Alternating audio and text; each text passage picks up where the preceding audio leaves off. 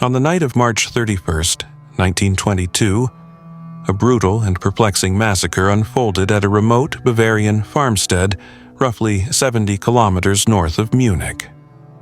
6 people, 3 generations of the same family and their newly hired maid, fell victim to an unknown assailant in an attack as gruesome as it was baffling. The victims included 63-year-old Andreas Gruber, his wife, 72-year-old Cecilia, their widowed daughter, 35-year-old Victoria Gabriel, Victoria's young children, 7-year-old Cecilia and 2-year-old Joseph, and the maid, 44-year-old Maria Baumgartner, who had only just arrived that very day. Each of them was struck down with a mattock, a heavy farming tool, ending their lives in a manner that suggested calculated precision rather than random violence. The horrific crime left no clear evidence as to the identity of the killer. What made the case even more unsettling was the eerie aftermath. For days after the murders, the family's animals were fed and lights were seen in the house.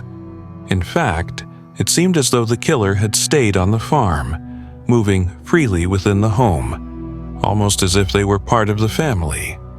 The barn, where the family was discovered, had been locked from the inside, and when police arrived at the scene, they were greeted by an unsettling calm, broken only by the discovery of the gruesome crime.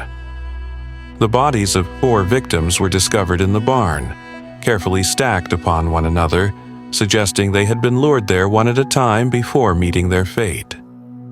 Inside the house, Maria Baumgartner lay slain in her room, while little Josef was found lifeless in his bassinet. The scene was as chilling as it was confounding. In the days leading up to the crime, the Gruber family, and even their previous maid, had spoken of unsettling noises coming from the attic. Strange sounds. Footsteps where no one should be. The fear was enough to drive the former maid to quit her position, unwilling to spend another night in a house that whispered of an unseen presence. And yet, whatever terror had lurked in the shadows of Hinterkaifeck finally revealed itself on that fateful night, only to vanish once more, leaving behind nothing but a mystery that, even a century later, remains unsolved. Hinterkaifeck was a place of quiet isolation long before it became infamous. Built around 1863, the small Bavarian farmstead took its name from its geography. Hinter, meaning behind in German, and Kaifeck, a tiny nearby hamlet. It stood alone, roughly a mile north of the village, bordered by thick woods that stretched into the distance, their dense canopies concealing whatever secrets lurked within. For decades, Hinterkaifeck was just another rural homestead, a place of toil and routine, until the events of March 31st, 1922, forever darkened its legacy. Less than a year after the horrific murders, the farm was erased from the landscape, demolished, as if the land itself sought to rid itself of the stain of the unspeakable crime. But even in destruction, Hinterkaifeck clung to its ghosts. As workers dismantled the farmhouse, they uncovered chilling remnants of the past. In the attic, where the family had once heard those dreaded footsteps, a mattock, encrusted with dried blood, lay hidden, a grim testament to the violence that had taken place. In the barn, buried in the hay, a penknife was discovered, its significance lost to time. Were these weapons left behind by the killer? Had they been deliberately concealed or simply overlooked in the initial investigation? The answers, like so much of the mystery, faded into uncertainty. Though the farm itself no longer exists, the story of Hinterkaifeck refuses to be forgotten.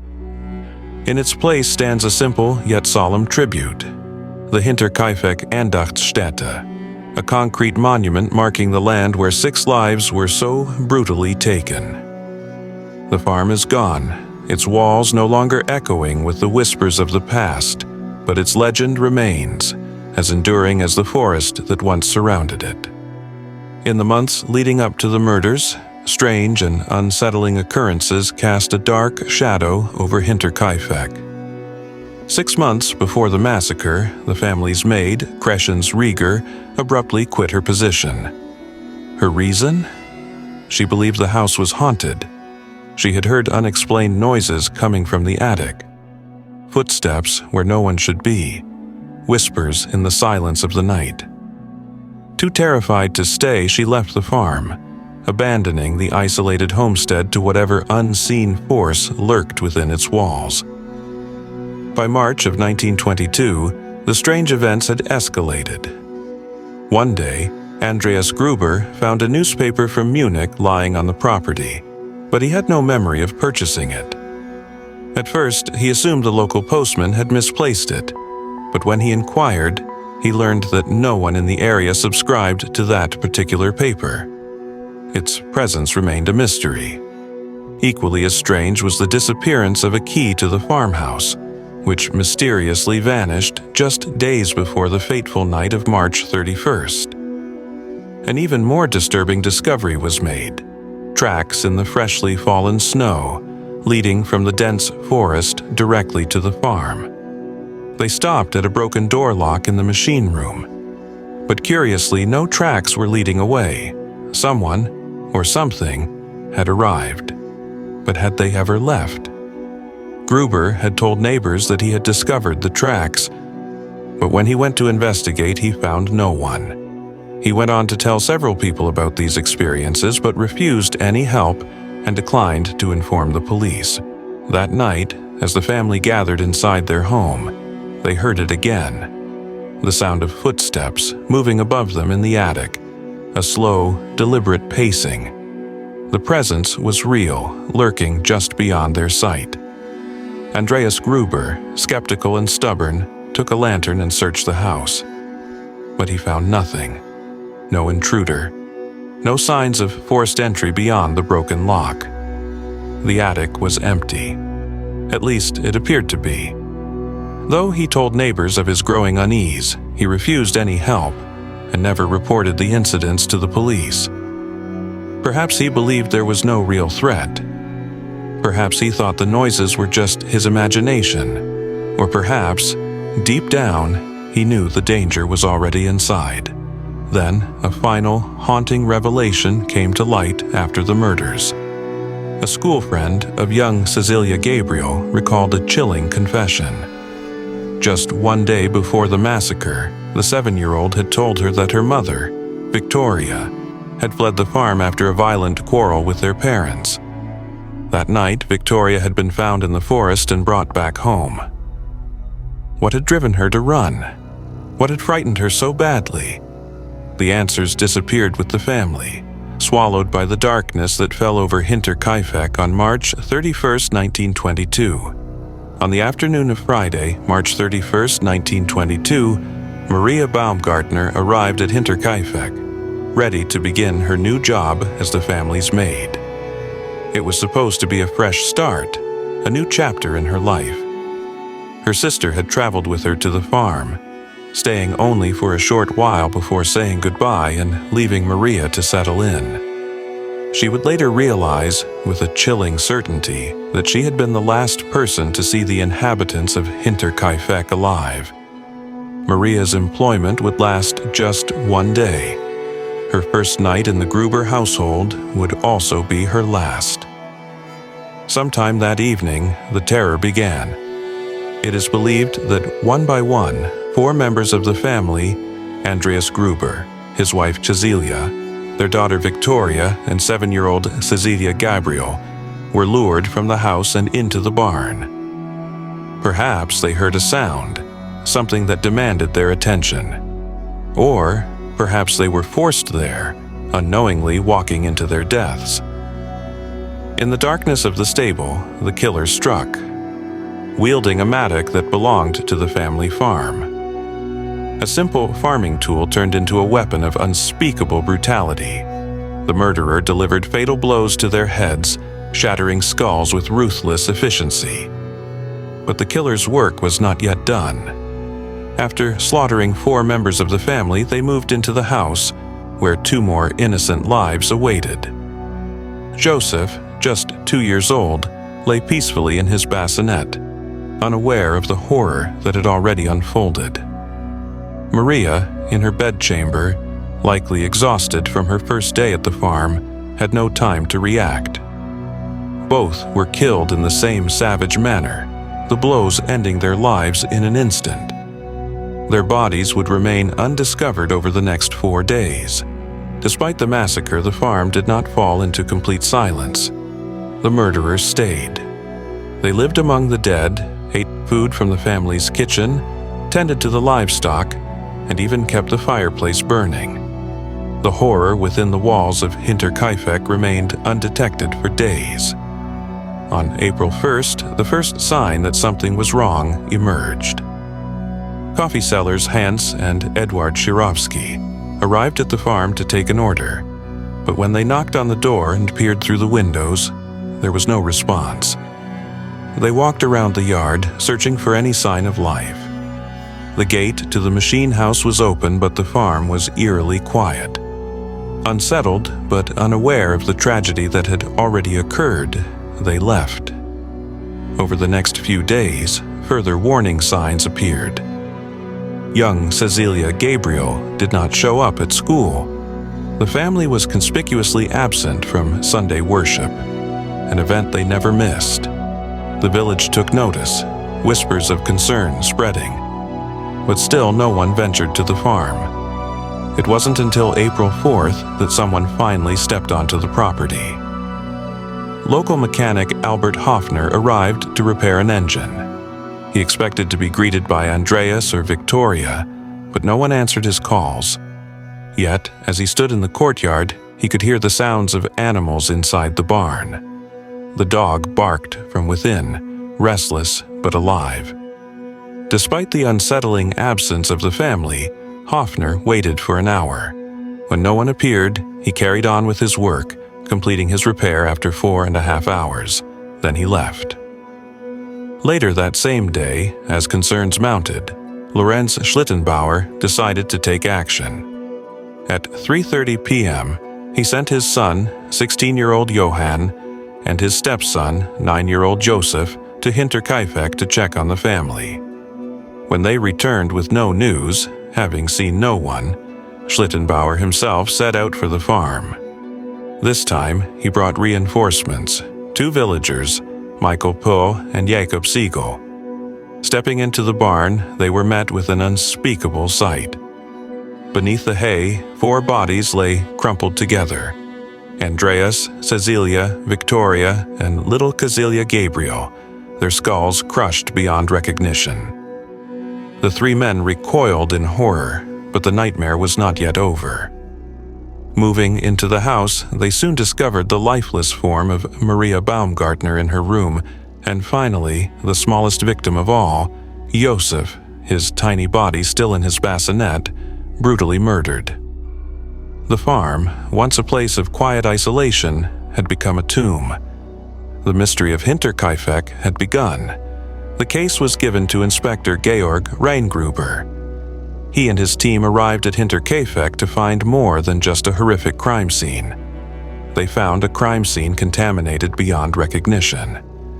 The villagers who had discovered the bodies had, whether out of curiosity or sheer disbelief, handled the corpses, moved items around, and even prepared meals in the kitchen as though the house were still occupied by the living. Every disturbance, every misplaced object complicated the already baffling puzzle. The initial investigation was hampered. On a wall in the Hinterkaifeck farmhouse, a calendar showed the date for April 1st, 1922. As it was determined the victims were all murdered the previous day, this meant that someone, again most likely the killer, had torn off the March 31st, 1922 page. This would have been something someone in the household would have done, usually the same individual. Despite this, court physician Johann Baptist Aumüller pressed on. The day after the discovery, he performed autopsies right there in the barn. His findings were grim. The blows delivered had been devastating, crushing skulls with precise brutality. The primary weapon, he determined, was a mattock, a farmer's tool, turned into an instrument of massacre. Yet, oddly enough, no such weapon was found at the scene. The most chilling discovery, however, was not in the method of execution, but in the suffering of one victim, young Cecilia Gabriel. Unlike the others, she had not died immediately. For hours, she had lain among the corpses in the straw, her tiny body racked with pain and terror. The victims in that barn suffered horrendous injuries. The elderly Cecilia Gruber was found to have 8 holes in the right side of her skull, while her daughter Victoria's skull was found to have 9, after being hit repeatedly on the right side of her head. Unusually, there were also strangulation marks found on Victoria's neck. The young Cecilia Gabriel had 1 hole from the mattock in the right side of the face. She had also suffered a smashed jaw when the killer used an iron band, later found hidden in the hayloft, to silence her. However, the fatal injury against her was inflicted with a pocket knife that was used to slit her throat. The young girl was found half naked, something likely done by the killer. In her death throes, the young Cecilia had had ripped out tufts of her own hair, a final, desperate act of distress before death took her. Both of the murder weapons belonged to Andreas Gruber, who suffered significantly different injuries to the other members of his family. He was found to have died from a fall onto the tip of the heavy pickaxe, which was found in the animal feeding trough.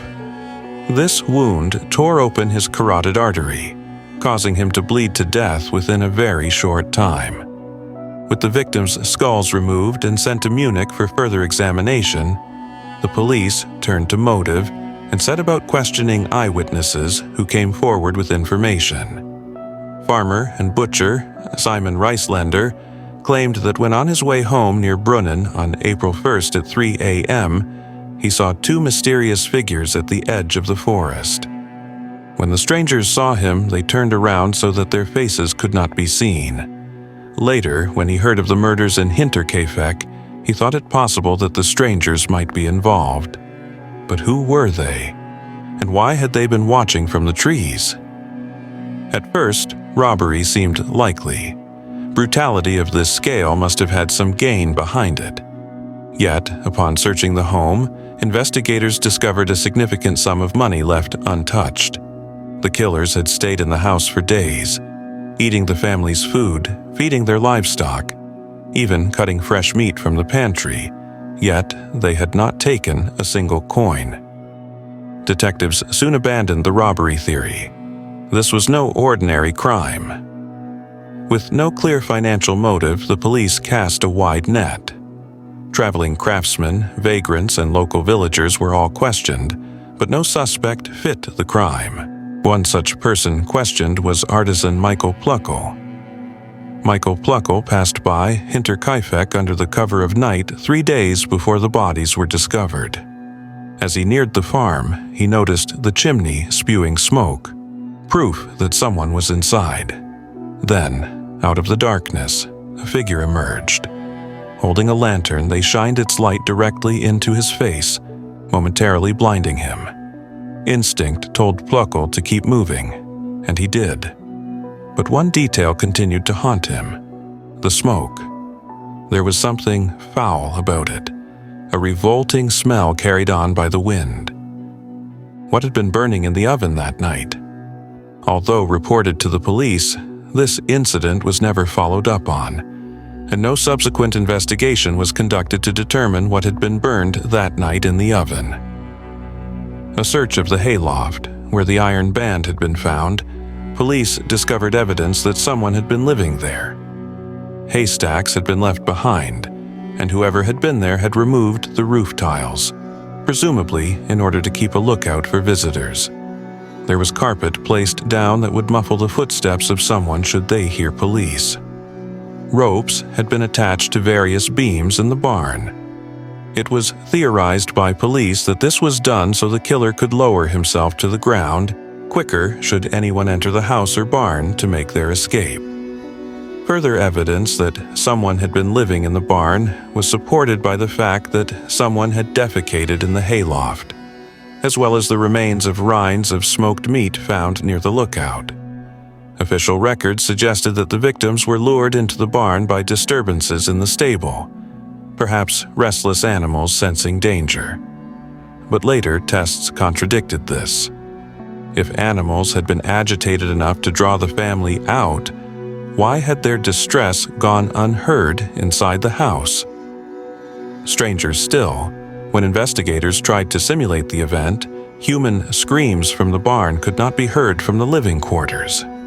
Had they gone willingly, or had someone forced them? With little to no evidence available at the crime scene that might offer police a clue to the killer's identity, detectives began to draw up a list of suspects. Arrests were made over the years, interrogations conducted, yet no concrete evidence ever surfaced. The case lingered, its mysteries untouched by time. In 1955, authorities officially closed the investigation. 3 decades later, in 1986, the last known interrogation took place. One final, futile attempt before Detective Chief Superintendent Conrad Mueller retired.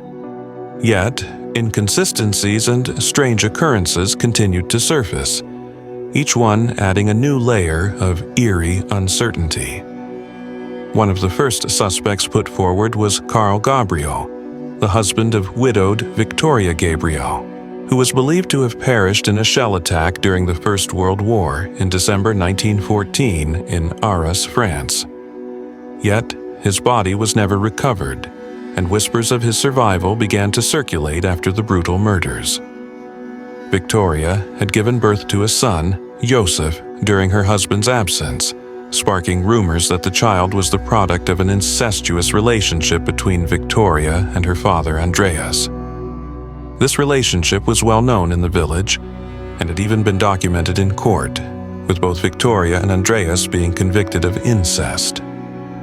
At the time, there was never any evidence that Gabriel had survived the First World War, but the plot thickened after the Second World War when former Soviet captives from the Schrobenhausen region made startling claims.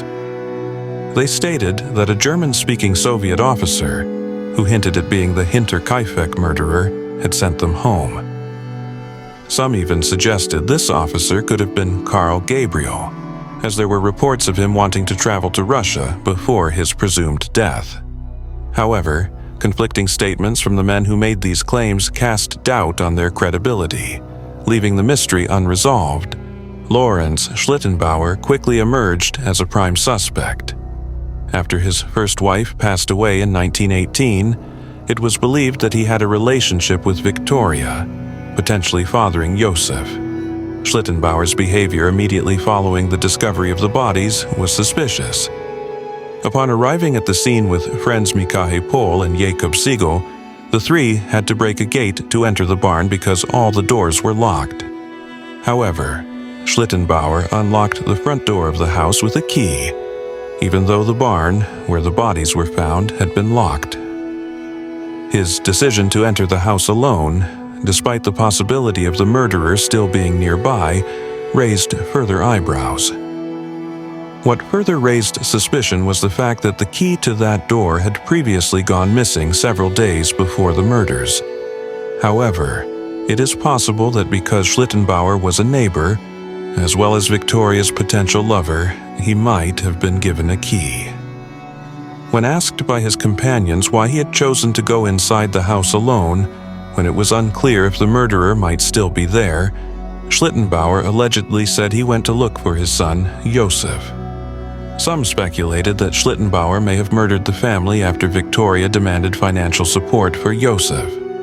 Before he died in 1941, Schlittenbauer won several civil lawsuits for slander against those who had labeled him the murderer.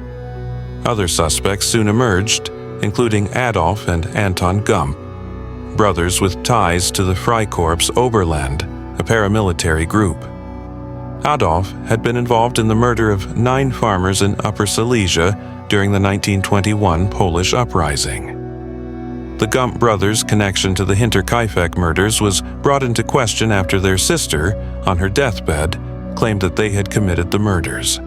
Though Anton was briefly taken into custody in 1951, the case was eventually dropped in 1954 due to lack of evidence.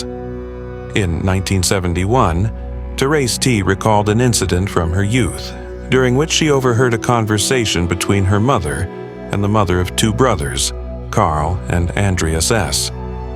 The woman claimed that her sons were the murderers of the Gruber family. This was supported by the discovery of a pocket knife at the crime scene, which could have belonged to either one of the brothers. However, no solid connection was ever established. Peter Weber, another suspect, had worked with Joseph Betts during the winter of 1919 to 1920. According to Betts, Weber had discussed the isolated Hinterkaifeck farm, suggesting that the old man should be killed to obtain the family's wealth.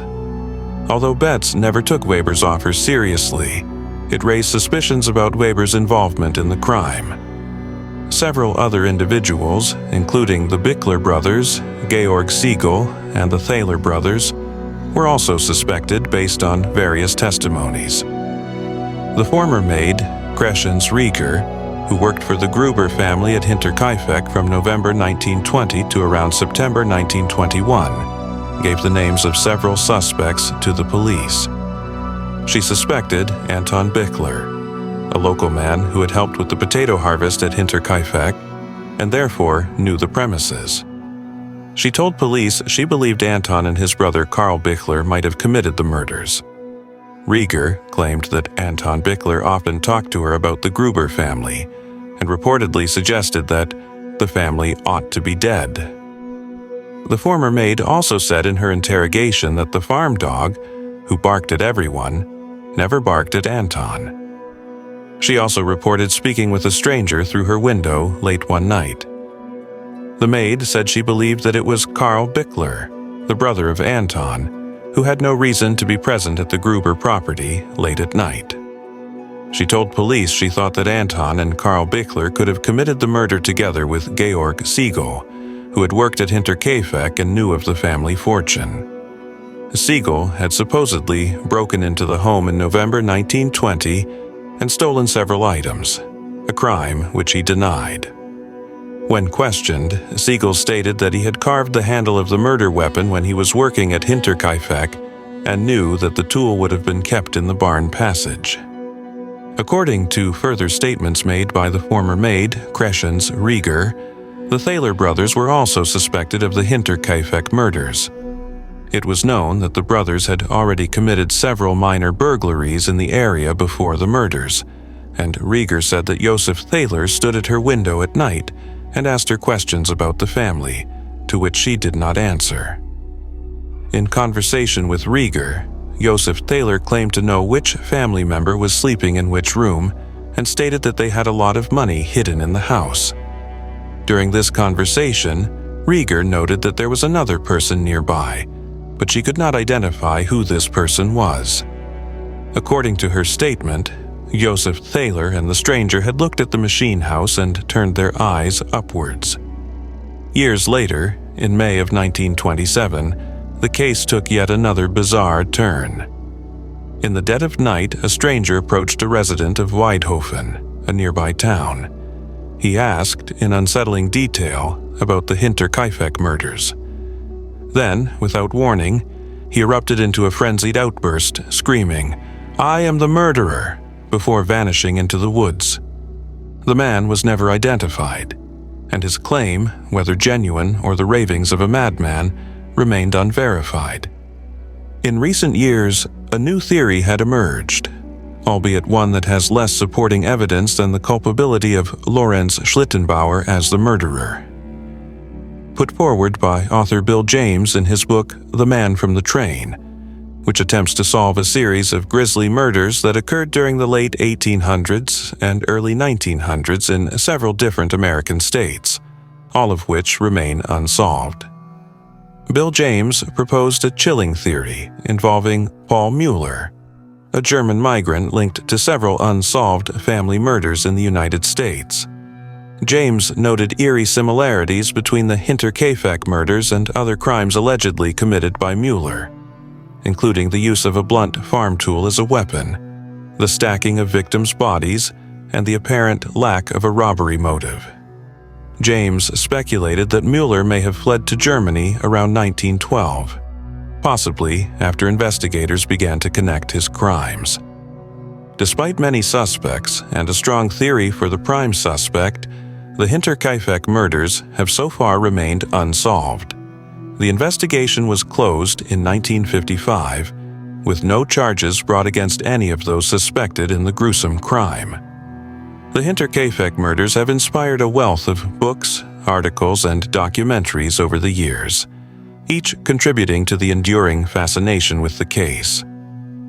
One key moment in the case's revival came through a series of articles by Josef Ludwig Hecker in the Schrobenhausener Zeitung, which reignited public interest in the tragedy. This renewed interest led to several creative works exploring the mystery, including a 1981 documentary film titled Hinterkaifeck, Symbol des Unheimlichen. Based on the book by Leuschner, the film was adapted by Hans Fegert, who also directed and shot it on Super 8 film. The documentary was screened regularly in Ingolstadt, bringing the haunting tale to new audiences. In 2007, a group of 15 students from the Polizeifachhochschule, Police Academy, in Fürstenfeldbruck, investigated the Hinterkaifeck murders using modern forensic techniques. While they praised the thoroughness of the original investigation, they criticized the lack of professional forensics, particularly the failure to collect fingerprints, a standard practice at the time. Despite the passage of years, the report's authors independently agreed on the identity of the main suspect, but refrained from naming him out of respect for his descendants. The case continued to captivate modern audiences when it was featured in Lore, a popular Amazon TV series, in 2018. The farmhouse itself no longer stands. In the years that followed, it was torn down, leaving nothing but an empty field where the Gruber family once lived and died. But the mystery has endured, whispered from one generation to the next, its details growing darker with time. Even today, over a century later, the name Hinterkaifeck sends shivers down the spine of those who dare to remember. And somewhere, in the cold, dark corners of history, the answer remains, unspoken, unanswered, and forever lost. The lack of clear motives combined with the chilling circumstances surrounding the deaths fueled speculation and theories that have continued to captivate people to this day. Some suspect a family member may have been involved, while others point to outsiders with a dark history or a strange connection to the farm. Even though years have passed, the mystery of who committed such a calculated, cold-blooded act remains unsolved. And yet, the questions linger. What drove the killer to such extremes? Why did they stay, undetected, on the farm after the murders? The answers, if they exist at all, have been lost to time. What do you think happened that fateful night? Who do you believe was responsible for the deaths of the Gruber family?